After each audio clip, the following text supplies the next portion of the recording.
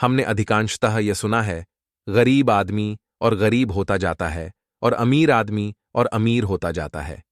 क्या आपने कभी यह सोचने की कोशिश की है इसके पीछे की वजह? अमेरिका में 20वीं सदी में बहुत सारे लोग अमीर बने, परंतु बहुत जल्दी ही उन्हें फाइनेंशियल प्रॉब्लम का सामना करना पड़ा। इसका कारण है हमारा फाइनेंशियल मैनेजमेंट। फाइनेंशियल मैनेजमेंट का मतलब है हम जो कमा रहे हैं वह पैसा कहाँ जा रहा है, दैनिक खर्चों में या लायबिलिटीज खरीदने या फिर असेट्स खरीदने। यह तीनों बातें निर्धारित करती है कि हम आने वाले समय में गरीब बनेंगे या अमीर। रॉबर्ट कियोस्की के अनुसार एक बहुत छोटा सा डिफरेंस होता है जिसके कारण यह निर्धारित होता है कि एक व्यक्ति की आने वाले समय में आर्थिक स्थिति कैसी रहेगी। रॉबर्ट कियोस्की के अनुसार एक अमीर व्यक्ति असेट्स खरीदता है जबकि एक मध्यम वर्गीय व्यक्ति लायबिलिटी खरीदता है।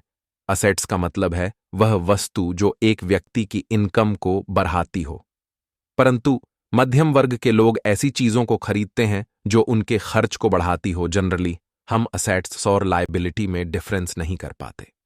मध्यम वर्ग के लोग जो चीज खरीदते हैं उन्हें यह लगता है कि वह असेट्स खरीद रहे हैं, परंतु वास्तव में वे लायबिलिटी होती है, जैसे घर, गाड़ी। यह हमारे खर्चों को बढ़ाते हैं। हमारे इनकम का अधिकतर हिस्सा इन्हीं में चला जाता है, जबकि एक अमीर व्यक्ति ऐसी जगह पैसों को इन्वेस्ट करता है जहां से उसे इनकम बढ़ाने में सहायता मिले। रॉबर्ट कियोसाकी के इस चार्ट से समझते हैं कि एक गरीब, मध्यम वर्गीय और अमीर आदमी का कैश फ्लो किस तरीके से चलता है। इस चार्ट को ध्यान से देखिएगा।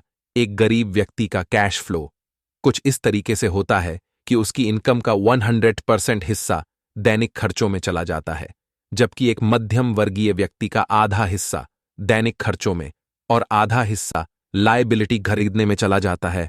उसके असेट्स के भाग में 0% जाता है, जबकि एक अमीर व्यक्ति की लायबिलिटी और दैनिक खर्चों में सिर्फ कमाई का 20% हिस्सा जाता है। कमाई का 80% हिस्सा असेट्स में जाता है, जिससे उसकी इनकम और बढ़ती है, जबकि एक मध्यम वर्ग के व्यक्ति की इनकम बहुत कम बढ़ पाती है, परंतु खर्च बहुत तेजी से बढ़ते हैं।